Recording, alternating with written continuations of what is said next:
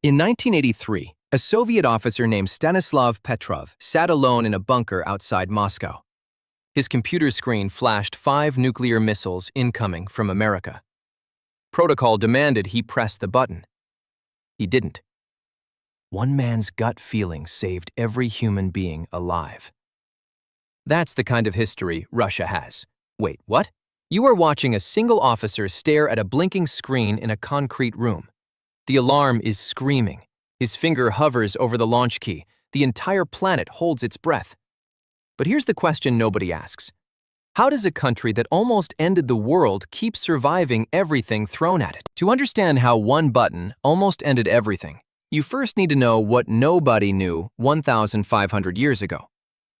The land was just trees, bogs, and tribes called the Slavs. They were farmers. They were also completely unable to stop fighting each other. Imagine being so bad at running your own villages that you call the Vikings for help. That's exactly what they did.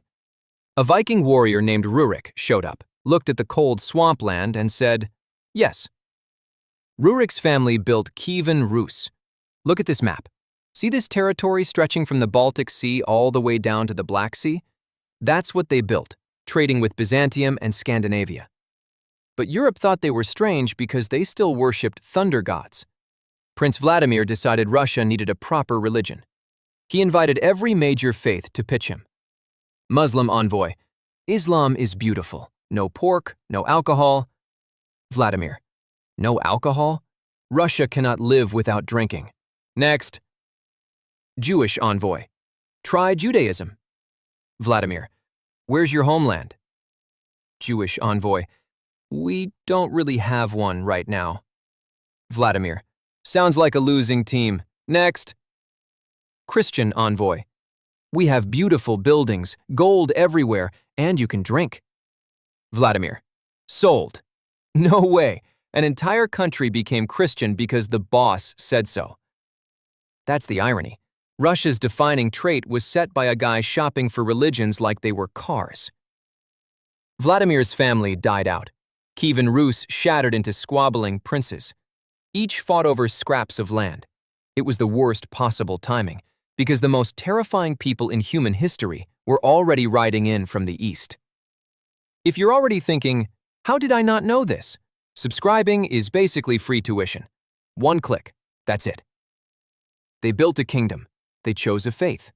They had no idea the Mongols were already crossing the horizon. In 1237, while Russian princes were busy fighting each other, an army appeared on the horizon. These were the Mongols, led by Batu Khan, grandson of Genghis Khan himself. See this enormous empire stretching from China to Eastern Europe? The Mongols had already conquered all of it. They could ride 100 miles in a single day. They could shoot arrows backwards at full gallop. City by city, they burned Russia to the ground.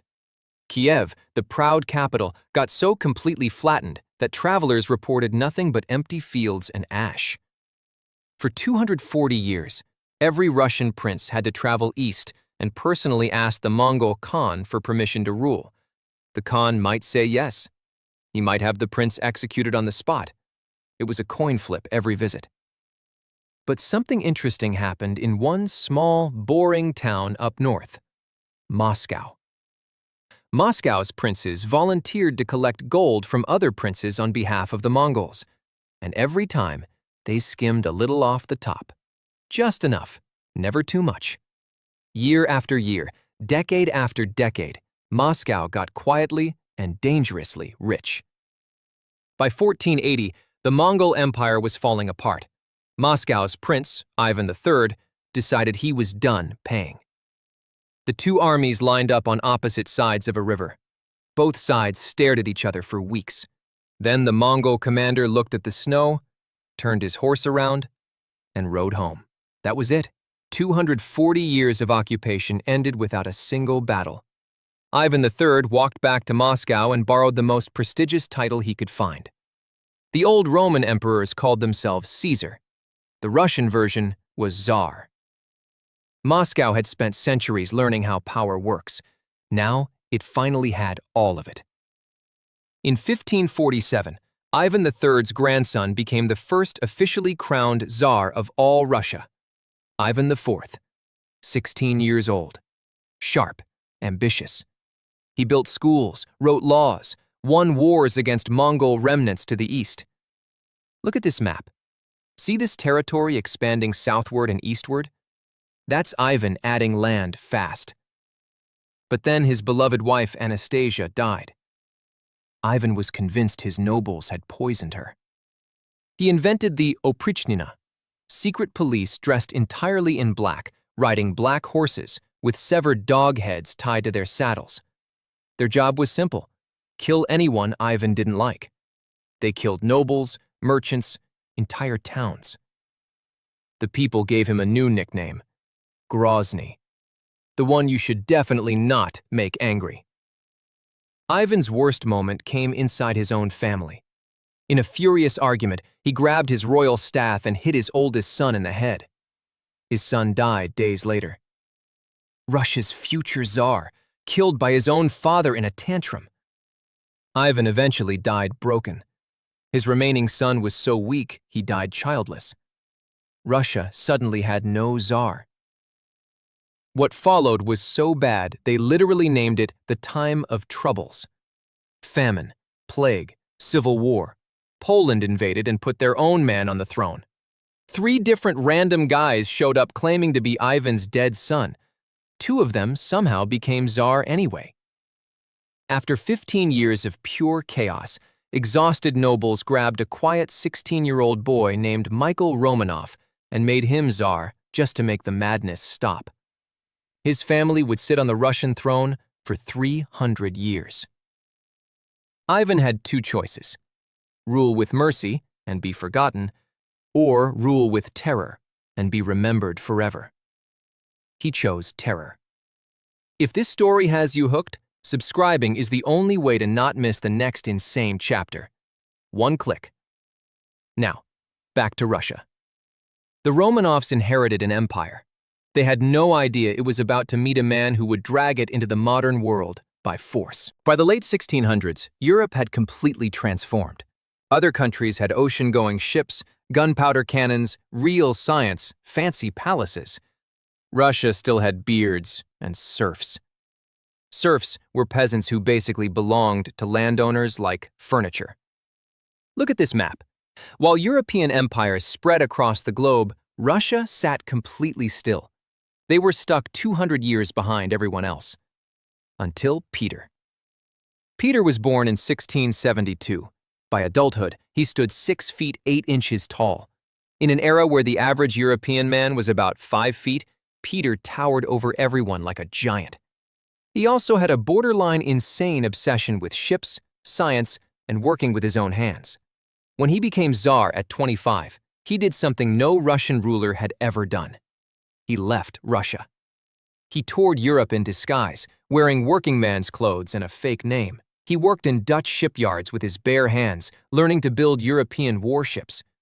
Everywhere he went, people figured out who he was immediately because he was a 6'8" Russian giant pretending to be an ordinary carpenter. Everyone politely played along.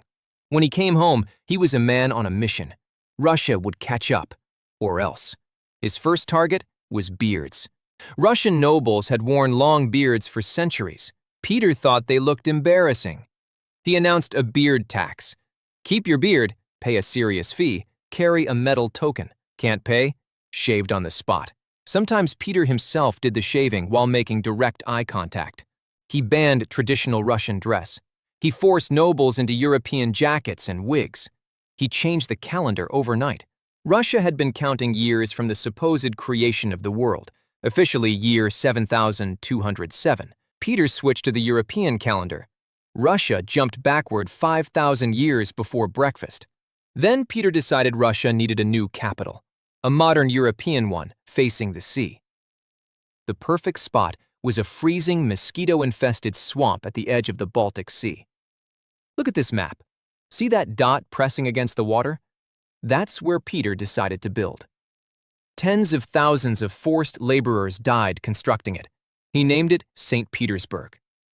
By the time Peter died in 1725, he had built a navy from nothing, won wars against Sweden, and dragged his entire country kicking and screaming into the modern world. Look at this map. When Peter took the throne, Russia was this. When he died, it was this. He transformed a backward kingdom into an empire. But keeping it together was a different story. After Peter died, Russia had 40 messy years of weak heirs and palace coups.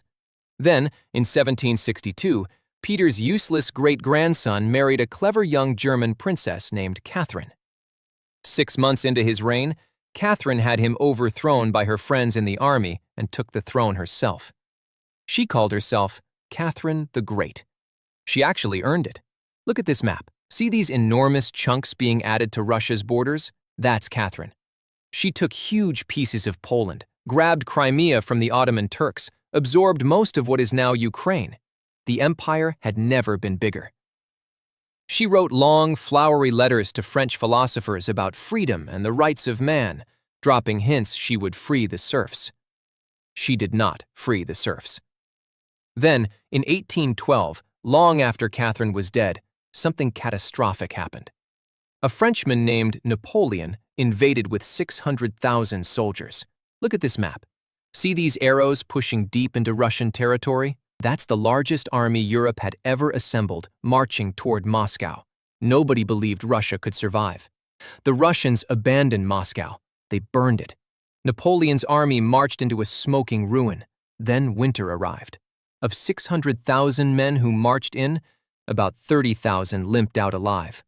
The rest froze, starved, or got picked off by peasants with pitchforks. Russia had beaten the greatest military genius in Europe, using a weapon nobody else had, winter. But Russia hadn't fixed its real problems. The serfs were still miserable. The Tsars refused to change anything. After their most glorious victory, ordinary Russians were starting to ask why they still lived in a medieval nightmare. In 1894, a new Tsar named Nicholas II took over. Almost everyone who knew him thought he shouldn't run a small bakery, let alone the largest country on earth. He was shy, weak, easily confused, easily bullied. His wife Alexandra became obsessed with a wild peasant monk named Rasputin. Rasputin was tall, smelled like a goat, and claimed he could magically heal the royal couple's sick son. Alexandra thought he'd been sent from God. Through her, Rasputin was basically running the country. Russia was falling apart. Factory workers were starving. Peasants wanted land. In dark basements, young revolutionaries were making bombs and dreaming of overthrow. In 1914, Nicholas made the single worst decision any Russian ruler had ever made. He joined World War I. Look at this map. See this enormous front line from the Baltic Sea to the Black Sea? Russia fought along all of it, completely unprepared. Russian factories couldn't make rifles fast enough. Soldiers were told to pick up weapons of dead comrades. They marched into freezing winters without coats, often without boots, while families starved at home. At Tannenberg, the Germans surrounded an entire Russian army. 170,000 men slaughtered or captured in 3 days. The Russian commander walked into the woods and shot himself. Russia lost more soldiers in World War I than any other country, almost 2 million dead, 5 million wounded. Now I have to tell you about Rasputin's death, because it was probably the strangest in Russian history. Nobles decided he had to go. They fed him enough cyanide to kill 5 large men. He asked for more. They shot him. He got up. They shot him 3 more times, wrapped him in a blanket, threw him into a freezing river. When police pulled his body out, his hands were clawed. He had tried to swim out from under the ice. The man simply refused to die. In February 1917, workers and soldiers stormed the palace. Nicholas tried to take a train home. His own generals stopped it on the tracks. He was politely informed he was no longer Tsar. 300 years of Romanov rule ended quietly in a train carriage with a confused man signing a piece of paper. Nicholas was gone. A weak provisional government took over. Their first decision? Keep fighting World War I. Everyone in Russia hated the war. This was not smart. Meanwhile, hiding in a tiny apartment in Switzerland, a bald, angry, brilliant man named Vladimir Lenin believed workers should rise up, overthrow the rich, and run everything themselves. Germany, still at war with Russia, had a sneaky idea. What if they sent Lenin home to wreck Russia from the inside? They put him on a sealed train and shipped him across Europe like a human bomb. It worked better than they hoped. Lenin's party, the Bolsheviks, had three promises: peace, land, bread. End the war, hand out land, put food on every table. In a country starving, freezing, and exhausted, that was the most attractive pitch anyone had ever heard. In October 1917, the Bolsheviks walked into the government building in Petrograd. Guards barely fought. Some put down rifles and went home. The most powerful communist revolution in history started with a small group of angry men walking through an unlocked door. A brutal civil war followed, reds against whites. Look at this map. See these different colored territories pulling Russia apart? At one point, 14 foreign countries sent troops to stop the Bolsheviks. It didn't work. The Bolsheviks took one last loose end. They took Nicholas, Alexandra, and all 5 children into a basement and shot every last one. 5 years later, the Reds won. A new country was born, the Soviet Union. Look at this map. See this enormous red landmass covering 1/6 of the planet? That's the country Lenin built. Lenin died of a stroke in 1924. A quiet, paranoid Georgian man named Joseph Stalin was about to take over everything. Lenin himself, on his deathbed, had warned the other communists not to let Stalin take over. They didn't listen. The empire had fallen, the revolution had won, but the man who would make the 20th century's bloodiest chapter was already waiting in the wings. By 1929, Stalin had outplayed every rival.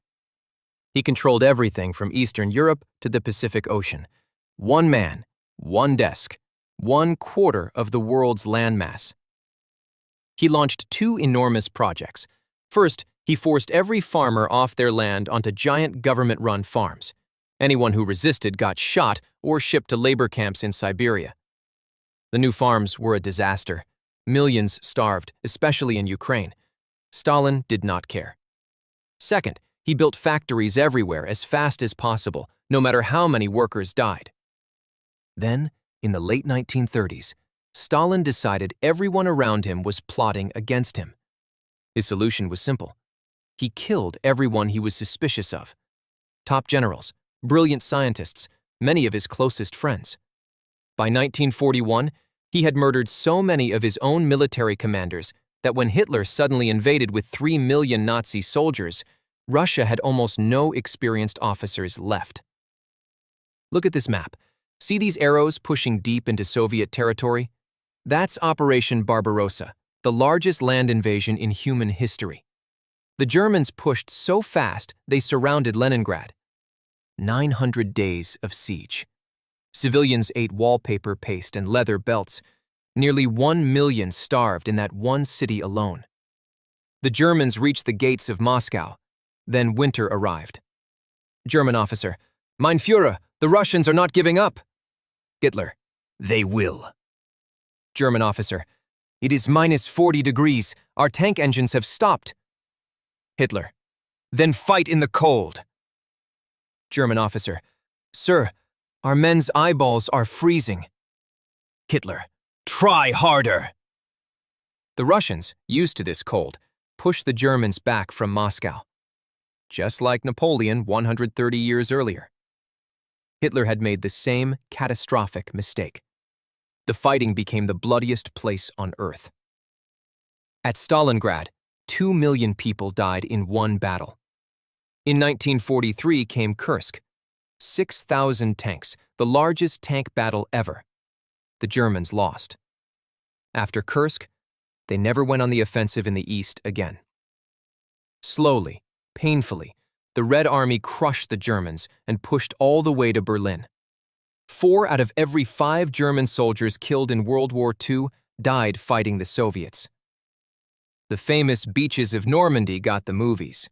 Russia did the heavy lifting. The Soviet Union lost 27 million people. 27 million. That's the entire population of Australia, gone. But Stalin's country emerged as one of the most powerful nations on Earth, controlling half of Europe, holding the atomic bomb, staring across the world at a new enemy, America. For 45 years, the USSR and America stared at each other across the world with thousands of nuclear weapons pointed at each other's cities. This was the Cold War. Look at this map. See the world divided into two colors? Every country had to pick a side. It was extremely uncomfortable. Twice, the world came within hours of nuclear annihilation. The Cuban Missile Crisis in 1962 brought both sides within 13 days of total nuclear war. And in 1983, that officer in the bunker, Stanislav Petrov, saw those 5 incoming missiles on his screen and decided to wait. On that single night, the entire planet was saved by one man's gut feeling. Stalin died in 1953. The leaders who followed were less murderous, but the country was quietly rotting. From the outside, the USSR looked huge and terrifying. From the inside, it was empty shops, broken factories, people waiting in line for hours to buy a single loaf of bread. By 1985, the whole system was held together with vodka and prayer. Mikhail Gorbachev took over and tried to save it with 2 big ideas: let people talk freely, reform the economy. It went badly. People talked freely. They said the government was a disaster. Poland left, East Germany left, Hungary left. The entire Soviet Union started breaking apart. Look at this map. See this enormous red landmass that dominated half the planet for 45 years? Watch it shatter into 15 separate countries almost overnight. On December 25, 1991, the Soviet flag came down from the Kremlin for the last time. The Russian tricolor went up. No fanfare, no speeches. One flag swapped for another on a quiet winter night. The country that defeated Nazi Germany, put the first man in space, and held half the planet at gunpoint for 45 years, simply ceased to exist. Russia was now a democracy on paper. The 1990s were total chaos. The economy collapsed. Gangsters ran the streets. Old communists sold the country to their friends for pennies. Then in 1999, a former KGB agent named Vladimir Putin became president. He locked down the media, the courts, his rivals. In 2014, he annexed Crimea. By 2022, he launched a full-scale invasion of Ukraine, and he's still sitting in the Kremlin right now. The borders Catherine drew are still being fought over. The system Stalin built didn't disappear. It evolved. So what is Russia, really? 3 theories. 1. It's a survivor. The Mongols, Napoleon, Hitler, all lost. Russia always came back bigger. 2. It's a warning. Every time it got too big, it collapsed under its own weight. 3. It's a pattern. Most historians lean here. The same cycle repeats: expansion, terror, collapse, rebirth. But nobody can answer this. Why did Petrov wait in that bunker? Protocol said fire. His screen said incoming. He waited anyway. One man, one decision, 7 billion lives. The system that made Stalin possible didn't disappear when the flag came down. It evolved, it spread, and the next country that tested it paid a price no one saw coming. Click here to watch how China built the perfect surveillance state. I'll catch you next time. The alarm was still blinking. Someone had to choose. We still don't know why he did.